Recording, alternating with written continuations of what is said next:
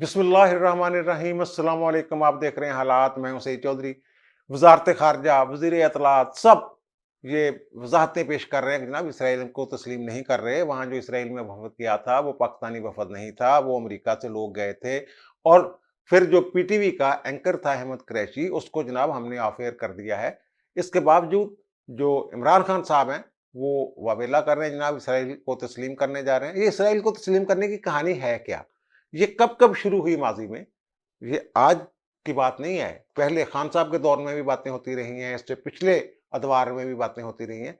इसके आज हम पूरा जो है ना पोस्टमार्टम करेंगे और फिर खान साहब झूठ बड़े बोल देने, है ना? और फिर यार लेकिन इससे पहले खान साहब के झूठों पर तो बात करेंगे। वो तो अब सनद का दर्जा हासिल हो गया खान साहब। जो सारे वो एक ही बात वो कहते हैं कि जनाब 24 साल हो गए। वो कहते हैं जो 25 साल उनका, वो कहते हैं जी 25 साल में उन्होंने जो तकरीर अपनी नहीं बदल सका बंदा, वो पाकिस्तान क्या बदलेगा? इस तरह की बातें भी छाते भी होती हैं। लेकिन इससे पहले हम थोड़ी सी बात करेंगे कि वो जो दो बिल बड़े अहम, एक तो इलेक्शन वाला बिल है जिसमें ईवीएम इन्होंने वो खत्म कर दी है। और पायलट प्रोजेक्ट की बात की है कि पहले पायलट प्रोजेक्ट के तौर पे चंद हलकों में चला के देखें। इस तरह की तजवीज़ है। बिल पार्लियामेंट से पास हो गया, सदर को चला गया और फिर नैब ऑर्डिनेंस में कुछ तरमीम की हैं इन्होंने, तो उनको चैलेंज करने का ऐलान कर रखा है इमरान खान साहब ने। आज तो नहीं चैलेंज कर सके वो तैयारी शैयारी कर रहे होंगे कोई ना कोई। और वो मैंने कहा था सदर साहब जो हैं, वो ज़रूर कुछ ना कुछ अपना किरदार अदा करेंगे, ज़रूर रोकेंगे। जो एक आम तासर है उसकी मैं ज़रा नफ़ी करना चाह रहा हूँ। आम तासर ये है कि शायद 15 दिन तक वो कोई बिल जो है वो रोक सकते हैं। नहीं, वो 15 दिन तक नहीं रोक सकते। वो आइन वो और इख्तियार है उनका। वो जो अगर हुकूमत की तरफ से या वज़ीर-ए-आज़म की तरफ से कोई एडवाइस जाती है, तो उसको 15 दिन तक रोक सकते हैं और 15 दिन के अंदर-अंदर उसको वापस भेजते हैं वो। अगर दोबारा चली जाती है तो फिर 10 दिन के अंदर-अंदर उन्होंने लाज़मी तौर पर मंज़ूर करना होता है। लेकिन यहाँ जो आइन का आर्टिकल है, जो कानूनी मसवदे हैं या मसवदा कानून है कोई, उसकी मंजूरी का तरीकाकार अलग है। वो है आइन का आर्टिकल 75। आइन का आर्टिकल 75 ये कहता है कि जब पार्लियामेंट से, कौमी असेंबली से और फिर सेनेट से कोई बिल पास हो जाता है, तो वो मंजूरी के लिए सदर के पास जाता है और सदर ने 10 दिन के अंदर-अंदर, यहाँ 15 नहीं है, 10 दिन के अंदर-अंदर उसको मंजूर करना होता है या फिर पार्लियामेंट को वापस भेजना होता है मुख्तलिफ तरामीम जो हैं उसमें सजेस्ट करके। और फिर पार्लियामेंट का दोनों ऐवानों का मुश्तरका इजलास होता है, सेनेट का और कौमी असम्बली का। वो शायद उन्होंने बुलाया भी हुआ है 7 जून को, जो कब, तो वहां फिर दोबारा गौर होता है।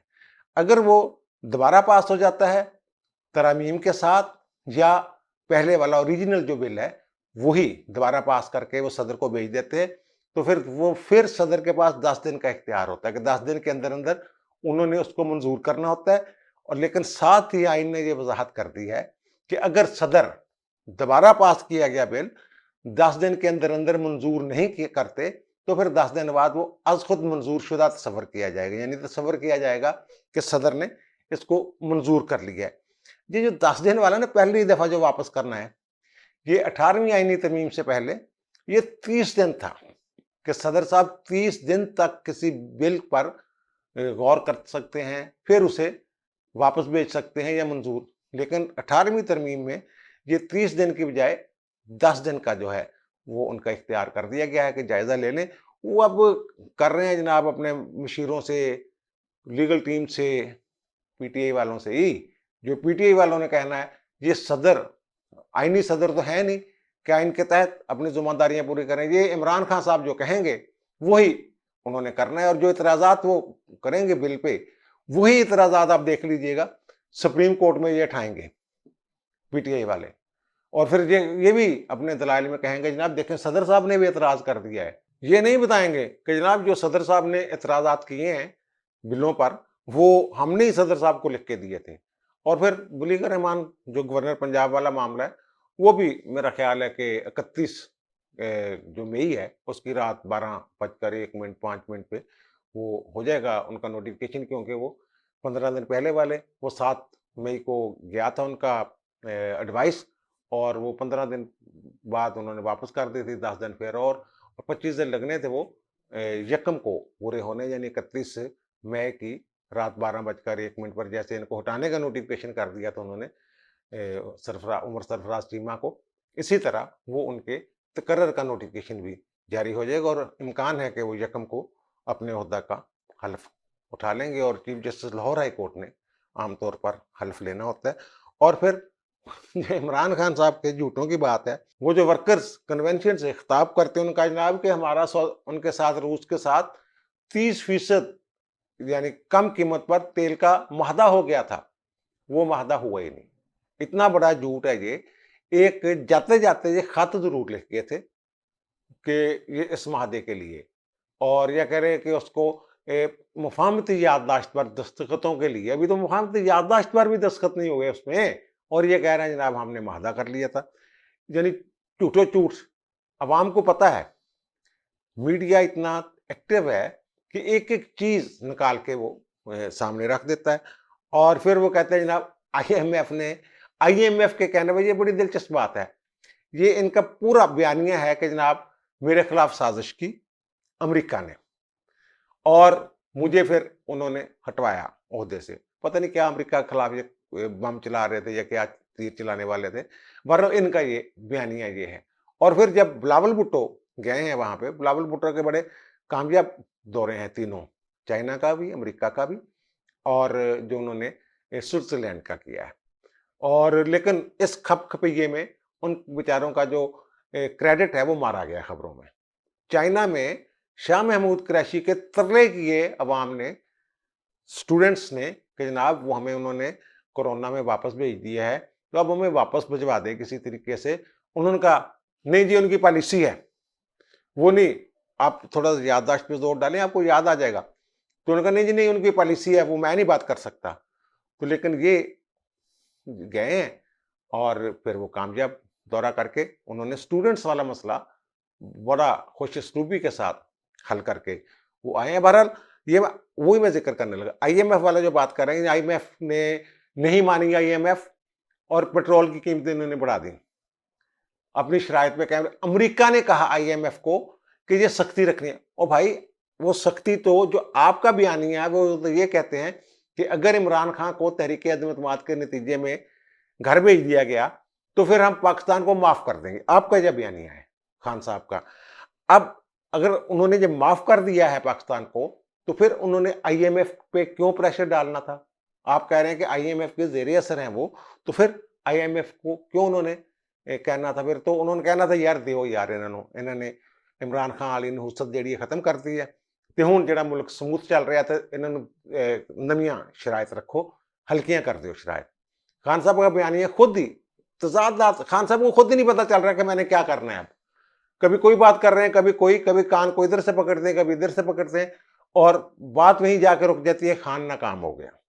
बड़ी माजरत मैं कहूँगा, उन्होंने खान साहब के चाहने वाले जड़े शायद उन्होंने गल बुरी लगे, और फिर जो इसराइल को तस्लीम करने जा रहे हैं, इसराइल को तस्लीम करने जा रहे हैं।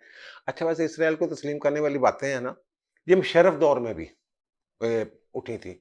और उन दिनों मैंने एक कॉलम लिखा था कजन्स के नाम से कि जनाब यहूदी जो हैं, ये यूरोप में जो बसते हैं, जो स्टूडेंट्स हैं यूनिवर्सिटियों में पाकिस्तानी, उनको कहना शुरू कर दिया कि हम कजन्स हैं, कि हज़रत इब्राहिम की, वो हज़रत इसहाक की अलैहिस्सलाम की औलाद कहते हैं खुद को, और हमारे नबी सल्लल्लाहु अलैहि वसल्लम हज़रत इस्माइल में से थे, यानी दोनों के वालिद जो थे हज़रत इब्राहिम अलैहिस्सलाम थे। तो वो कहते हैं हम कज़न हैं, पाकिस्तानी मुसलमान और यहूदी। ये एक स्टूडेंट्स का वफद आया था जो इंग्लैंड में पढ़ रहा था, तो उनके साथ मेरी बात हुई थी, तो उन्होंने ये बात मुझे बताई, कज़न कज़न वाली बात। तो मुशर्रफ साहब भी बड़े बेचैन थे कि किसी तरीके से इसराइल के साथ कोई बीच का रास्ता निकल आए, कोई तस्लीम कर लें, या अवाम सबसे पहले पाकिस्तान, हाँ जी, पाकिस्तान के मफाद में होगा। उन्होंने भी एक कैंपेन चलवाई, मुख्तलिफ कॉलम्स लिखवाए, सारा कुछ करवाया। तो तब मैंने ये कॉलम लिखा था, जो मैंने अर्ज़ किया कि जनाब कज़न्स, वो कहते हैं कि हम कज़न हैं आपस में, ये और वो है। और जब मैंने वो कॉलम लिखा तो एक बड़े सीनियर जर्नलिस्ट हैं हमारे, चौधरी खादम हुसैन साहब, वो बड़े पुराने जर्नलिस्ट हैं, तो ज़ाहिर है वो मेरे कोलीग थे। तो उन्होंने कहा कि ये बात जो तुमने लिखी है, और उसमें ये भी था कि जो बातें आज हो रही है ना, उसमें ये भी था कि वो कहते हैं यहूदी स्टूडेंट्स हमें कि आप जो नमाज में दुरूद शरीफ पढ़ते हो, जिसे हम दुरूद इब्राहिमी कहते हैं, उस पे आप जो बरकत और रहमत की दुआ है, वो हमारे लिए भी करते हैं। हालाँकि उसका तर्जुमा अगर देखा जाए, वो हम कहते हैं कि उसी तरह रहमत और बरकत अता फरमा हज़रत मोहम्मद सल्लल्लाहु अलैहि वसल्लम और उनकी आल को, जैसे कि हज़रत इब्राहीम और उनकी आल को अता फरमाई थी। ये हम कहते हैं। अब नहीं कहते कि अब भी अता फरमा। बहरहाल चलो मान लें, तो वो ये चीज़ मैंने सारा ज़िक्र किया, तो उन्होंने ये कहा कि ये इश्यू जो है एक दौर में हनीफ रामे साहब, उन्होंने भी उठाया। तो उन्होंने भी कोई कॉलम लिखे थे बहुत सारे, जिनमें यही बातें जो अब कह रहे हैं कदन वाली, यही बातें हनीफ रामे साहब पहले ही उठा चुके हैं। इसका मतलब ये आलमी एजेंडे पे किसी पे सेट की हुई बात है, ये जो दुरूद शरीफ वाली बात है। तो बहरहाल ये फिर मुशर्रफ के दौर में भी नहीं हो सका, प्रेशर बढ़ा जाता है, और इमरान खान साहब ने भी आते ही ये काम शुरू हो गया था। आपको याद होगा कि अक्टूबर 2018 में जो एक इस्राएली सहाफ़ी हैं, उन्होंने ट्वीट किया, और बाकायदा उन्होंने वो उनकी जो एविएशन वगैरह उनका ले लू के कि जनाब एक तल अबीब से त्यारा उड़ा है और इस्लामाबाद में वो 10 घंटे रहा है। फिर वो पार्लियामेंट में भी शोर मच गया इस पे कि जनाब ये त्यारा क्या है। इन्होंने बड़ी उसकी की वजाहतें वजूहतें, जनाब कोई त्यारा नहीं आया ये। लेकिन वो अभी तक, वो सहाफ़ी जो हैं, उन्होंने ट्वीट जो किया था, वो अभी तक उसी तरह वो उस पे कायम है कि जनाब मेरी खबर दुरुस्त है। वो रूट शूट निकाल के ना उन्होंने सारा कुछ नक्शा नुक्शा दुनिया का पूरा रूट के, जहाँ गया, फिर कतर में पता नहीं 5 मिनट रुका या किस मुल्क में रुका, फिर वो पाकिस्तान में 10 घंटे खड़ा रहा वो त्यारा जो तल अबीब से उड़ा था।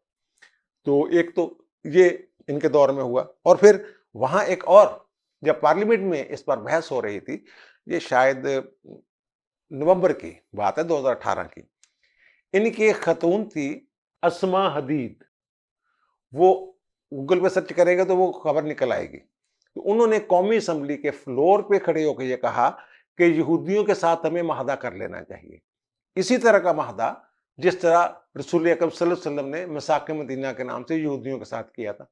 ये उस पर बड़ी तनकीद हुई थी कि इस खतून को शायद इल्म ही नहीं, वो बासहमी उसने सुना हुआ मिसाक मदीना का नाम, लेकिन ये पता नहीं उस फिर यहूदियों ने कैसे उसकी खिलाफ वर्जी की थी और उसके नतीजे में फिर क्या हुआ था उनके साथ। वो तो एक पूरी हिस्ट्री है, पूरी तारीख है। लेकिन खतून ने उसी बुनियाद पर कि जनाब रसूल अकरम सल्लल्लाहु अलैहि वसल्लम भी वादे करते रहे यहूदियों के साथ, तो हम भी यहूदियों के साथ कर लें, इसराइल के साथ, इस तरह की बातें शायद उसने की थी। तो उस वक्त तो खान साहब ने ये उस खतून को तो मना नहीं किया कि जनाब आप खतून अफजा हमवार कर रही है। उससे ये लग रहा था कि पाकिस्तान जो है, उस वक्त पूरी दुनिया में इस्लामी ममालिक में कैंपेन शुरू हो गई हुई थी इसराइल को तस्लीम करने वाली। 2018 की बात कर रहा हूँ। यूएई के साथ भी अंदर खाते बातें हो रही थी, सऊदी अरब के साथ भी बातें हो रही थी। ऐसी खबरें भी थी कि सऊदी अरब का कोई वफद जो है, जो सरमायाकारों का, उसने खुफिया तौर पे दौरा किया है इसराइल का। उसकी तरदीदें आती रहीं, इवन के वहाँ जो वज़ीर ख़ारिजा थे, उनका नाम भी ये बीच में आता था कि सऊदी अरब वाले वो भी कोई खुफिया दौरे पे सऊदी अरब गए, और बहुत सारे अरब ममालिक, मिस्र समेत, तुर्की समेत, तुर्की तो खैर अरब नहीं है, इन्होंने तस्लीम कर रखा है इसराइल को। तो ये कैंपेन शुरू हो जाती है कुछ थोड़े-थोड़े अरसे बाद। कुछ ममालिक ऐसे हैं मुसलमान ममालिक, उन्होंने पहले तस्लीम किया, जैसे कि ईरान, बाद में अब उन्होंने उनका जो मनसूख कर दिया हुआ तस्लीम किया जाना अपना उनको।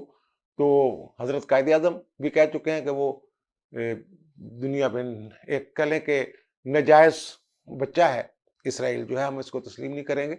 आज मरियम औरंगज़ेब ने भी यही कहा कि कायद-ए-आज़म जो कह गए हैं हम उस पे डटे हुए हैं, वही बात है। अभी तक कोई ऐसा प्लान नहीं है, अभी तक क्या है ही नहीं प्लान। यूएई ने जब तस्लीम किया इसराइल को, उस वक्त फिर एक प्रेशर आया, और उस वक्त मैंने ये एक विला किया था खान साहब को मुखातब करके कि खान साहब इसराइल वाले मसले उन्हें ज़रा सस्ते च ना बेच देना।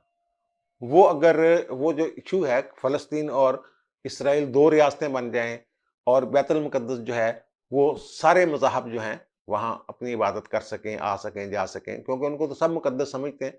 और ये जो, तो उस वक़्त मैंने कहा ये मौलवी सही लगवा लेना, अगर पूरी दुनिया अब सऊदी अरब पे डिपेंड कर रहा है, सीधी-सी बात है। सऊदी अरब जिस दिन तस्लीम कर लेगा, या कोई नरम गोशा दिखाएगा, उसी दिन OIC में ये करारदाद पास हो जाएगी कि इसराइल में सारे मुसलमान तस्लीम कर रहे हैं। उन्होंने पाकिस्तान भी होएगा, बाकी सारे भी होंगे।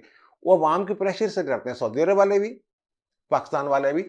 और उसके जो रिपोर्टें हैं, उसमें कहते हैं फ़ायदा ज़्यादा है, नुकसान कम है, अमन ज़्यादा हो सकता है। सिर्फ फ़लस्तीन का एक मसला है कि उसको इसराइल तस्लीम नहीं कर रहा। दूसरी रियासत के तौर पे उस खित्ते में कोई और इसराइल कहता कि नहीं बनने देनी भी भाई जी। अच्छा, आसमा हदीद ने भी ऐसी बातें की थी कि दुरूद शरीफ पढ़ते हैं जनाब, उनके लिए खैर व बरकत की दुआ करते हैं, इस तरह की बातें। वो खैर ना वो मजहबी स्कॉलर थी, ना वो तरीक़दान थी। बहरहाल उन्होंने एक इशू तो उठा दिया था। और फिर खान साहब के दौर में एक बड़ा मुनफरद वाक़या हुआ। कराची के एक साहब थे, फैसल बिन खालिद, फैसल उनका नाम है। और उन्होंने ये दावा कर दिया कि जनाब मेरी वालदा जो थी वो यहूदी थी और मेरे वालिद जो थे वो एक लिबरल किस्म के मुसलमान थे। उन्होंने मेरी वालदा को नहीं कहा था कि मज़हब चेंज करो, और यहूदियों का जो सिलसिला नसब है वो माँ से चलता है, तो मैं यहूदी हूँ। उन्होंने ये कहा कि मैं यहूदी हूँ। तो उन्होंने दरखास्तें दी नादरा में भी पासपोर्ट बनाने के लिए। उन्होंने कहा जी मेरा मज़हब के खाने में मैंने बतौर वोटर भी ये अपने आप को यहूदी मज़हब का लिखवाया हुआ है। तो मैं तो यहूदी हूँ, मुझे यहूदियों वाला पासपोर्ट मुझे जारी कीजिए जिसमें यहूदी मज़हब हो, और शनाख्ती कार्ड पे भी मेरे जो नादरा का रिकॉर्ड है उसमें भी यहूदी लिखा जाए। तो उन्होंने कहा जनाब मेरा नाम जो है ना फैसल बिन खालिद नहीं होगा, बल्कि फिशल बिन खालिद होगा। उन्होंने अपना नाम जो है वो चेंज कर लिया, दरखास्तें दी, और फिर इमरान खान साहब बड़े जनाब उपट के इन्होंने उहदा मसला हल किया। उसको उन्होंने वो नादरा के रिकॉर्ड से वो सारा कुछ दुरुस्ती करवाई और उसको यहूदी और फिशल बिन खालिद के नाम से उनको बाकायदा पासपोर्ट जारी होगा, और फिर वो जारी होगा उनको जो नादरा की दस्तावेजात वहाँ। और वो कहते हैं पाकिस्तान में यहूदी खानदान कुछ हैं 600-700, लेकिन नादरा वाले जो हैं 700-800 के करीब खानदानी फ़र्द जो हैं वो यहूदी मौजूद हैं, लेकिन नादरा वाले उनका रिकॉर्ड ओपन नहीं करते। जब पाकिस्तान बना उस वक़्त यहूदी थे, जहाँ 20-25 जो हैं वो 20-2500 जो लोग हैं वो यहूदी जो थे वो पाकिस्तान में वो रहते थे, लेकिन आहिस्ता-आहिस्ता फिर वो पाकिस्तान से हिजरत कर गए या निकल गए बाहर। तो हिजरत कहेंगे या कहने तर्क सुकूनत कर गए, ये कह लें आप, अगर आपको हिजरत पे एतराज़ है। तो बहरहाल फिर अब जो वफ़द गया है, ये अहमद क़ुरैशी साहब एक पाकिस्तानी निजात कह लें, ये कुवैत में पैदा हुए थे, मुख्तलिफ चैनल से होते हुए ये फिर फवाद चौधरी साहब के चहेते बन गए। वो एक्सप्रेस न्यूज़ में ये कोई प्रोग्राम करते थे, एट 10 पता नहीं ऐसा कोई नाम था उनका। तो ये वहाँ से फिर ये फवाद चौधरी साहब के दोस्त बन गए। और फिर इन्हीं के दौर में 2021 में इनको जो जब वो किया गया ना, उसको डिजिटलाइजेशन की गई पीटीवी न्यूज़ की, तब इनको कोई रियासत पता नहीं क्या नाम था उसका, रियासत अलर्ट या रियासत इसके नाम का कोई प्रोग्राम इनको दिया गया। और पहला प्रोग्राम डिजिटलाइजेशन के बाद जो पहला प्रोग्राम था इनका अहमद क़ुरैशी साहब का, उसमें फवाद चौधरी साहब जो थे मेहमान थे, और वो बता रहे थे कि पीटीवी को हमने ऐसे दोबारा फिर रीलॉन्च क्यों किया है, इसका ऐसे क्यों गया है, वो हो गया। वो भी उस वफ़द में शामिल थे। अब वो ये कहते हैं, उन्होंने मुख्तलिफ टीवी चैनल्स में इंटरव्यू दिए और जियो पे भी उन्होंने बात की। उन्होंने कहा जनाब ये जो हमें इजाज़त मिली थी, हम पाकिस्तान से नहीं गए थे, हम तो गए थे अमेरिका से, और हमें इजाज़त जो दी थी, ये दी थी साबका हुकूमत ने, पीटीआई की हुकूमत ने। उनके कहने पे हम गए थे। और जिसका जो मैं फैसल बिन खालिद की मैं बात कर लूँ, फिशल बिन खालिद हो गया है, वो उनको एक स्पेशल लेटर जारी किया था इमरान खान साहब ने, और ये अहमद क़ुरैशी साहब इसका इंकशाफ कर रहे हैं। पहले भी खबरें आई होंगी, लेकिन अब दोबारा वो याद दहानी करवा रहे हैं कि खान साहब ने एक स्पेशल लेटर जारी किया था कि ये पाकिस्तान के पासपोर्ट के ऊपर लिखा हुआ है ना कि इसराइल के लिए करामत नहीं है, क्योंकि इसराइल को तो हम मानते ही नहीं, नाम नहाद इसराइल। तो वो ये कह रहे हैं कि उनको ये लेटर जारी किया था कि जनाब ये खुसूसी तौर पे जो फैसल बिन खालिद हैं, वो सफ़र कर सकते हैं इस पासपोर्ट पे इसराइल का। अब इसमें उन्होंने हटा दिया, उसको ऑफ एयर कर दिया अहमद क़ुरैशी को। उन्होंने आज बाकायदा प्रेस कॉन्फ्रेंस करके, जो हमारी वज़ीर इत्तलात हैं मरियम औरंगज़ेब, उन्होंने कहा जनाब हमने उनको ऑफ एयर कर दिया, बल्कि बरतरफ एक तरह से समझ लीजिए आप कर दिया गया है। तो ये इशू पहले उठा जब तस्वीरें वगैरह आई उनकी, तो फिर जब हाल ही में 2-4 दिन पहले जो इसराइली सदर हैं, उन्होंने जब तस्दीक की, हाँ जी, एक वफद आया था जिसमें पाकिस्तानी भी थे, अमरीकी शहरी पाकिस्तानी, पाकिस्तानी नज़ाद अमरीकी शहरी भी थे। तो ये तो उसमें कहा ही नहीं कि पाकिस्तानी भी थे। ये अगर कोई किसी के पास अमरीकी पासपोर्ट है तो जहाँ मर्ज़ी जाए, उसका तो कोई इश्यू ही नहीं है। बहरहाल पीटीवी जैसे अदारे पे उसको एंकर के तौर पे बंदे को नहीं बैठना चाहिए। ये कोई एनजीओ वगैरह है। ये अनिला अली नाम की कोई खातून है, जिसका जब वो पाकिस्तान में पीटीआई के जो लीडरान हैं, उनके साथ उनके बड़े राब्ते-शाब्ते रहे। उन्होंने खुद एक ट्वीट किया हुआ है, जिसमें वो अली ज़ैदी के साथ खड़ी हुई हैं और वो बार-बार कर रही हैं ट्वीट, पहले भी किया हुआ था। अब फिर उन्होंने आज फिर शायद एक ट्वीट किया है, जिसमें वो अली ज़ैदी के साथ वो खड़ी हुई हैं। वो कहते हैं कि हम जनाब जो हज़रत इब्राहीम को मानने वाले मज़ाहब हैं, जब वहाँ से शुरू होते हैं, यानी कि ईसाई, यहूदी और मुसलमान, इनमें मज़हबी हम-आहंगी के लिए हम एक काम कर रहे हैं कि इनके मामलात जो मज़हबी तनाव है इनके दरमियान, तो वो हम ख़त्म करवाने के लिए, मज़हबी हम-आहंगी के लिए हम ये काम कर रहे हैं। और अहमद कुरैशी साहब भी यही कहते हैं कि हम इसलिए कर रहे हैं। तो ये तो सारा मामला जो है, ये बड़ा पुराना है इसराइल के साथ, रवाबत का, तल्लुकात का। और खान साहब पे तो पक्का लोगों को यकीन था कि खान साहब ने तस्लीम कर लेना। यूएई ने जब तस्लीम किया है ना, तो ये यहाँ थरथल्ली मच गई थी, हाथ-पैर फूल गए थे इसराइली मुखालिफ लोगों के कि खान साहब ने अब ये काम कर जाना है और कर देना है। और वो सिर्फ़ सऊदी अरब और पाकिस्तान 2 ममालिक ऐसे हैं या सिर्फ़ अवाम के प्रेशर की वजह से। अंदर खाते बहुत सारे मामलात इनके सीधे-सूधे हैं, आपस में हैं। बहरहाल वो खान साहब की ये बात भी, अब खान साहब पे ही मलबा जाता है। इसराइली तैयारा 10 घंटे खड़ा रहा, उसकी दोबारा तहकीक होनी चाहिए। इन्होंने तो इनकार कर दिया था, लेकिन वो सहाफ़ी जो हैं इसराइल वाले, वो डटे हुए हैं अपनी बात पे, नहीं जी गया था, रिकॉर्ड मौजूद है। वो जो आलमी कोई होता है जहाज़ों की नक़्लो-हरकत का कोई, तो वहाँ वो बता रही है जनाब नक़्लो-हरकत के तेल अवीव से उड़ा और यहाँ उतरा है। और फिर जो फ़िशल बिन खालिद वाला मामला है, उसको लेटर किसने जारी किया? वो लेटर तो रिकॉर्ड में होगा, वो चेक करवा लें। और फिर जो वफ़द गया है, अहमद कुरैशी कह रहे हैं हमें पुरानी हुकूमत ने इजाज़त दी थी, तो पुरानी हुकूमत से इस बाबत भी पूछ लिया जाए, अहमद कुरैशी से पूछ लिया जाए जनाब, कि आपके पास जो रिकॉर्ड-शिकॉर्ड है वो दिखा दें ज़रा हमें, तो ताकि फिर ओपन करें ना हर चीज़। ये हुकूमत भी हमें कुन्नी बन के बह जाती है। अब दीजिए मुझे इजाज़त, इंशाअल्लाह दोबारा मुलाकात होती है नए व्लॉग के साथ। अल्लाह ताला आप पर, मुझ पर, हम सब पर मेहरबान रहे। अल्लाह हाफ़िज़।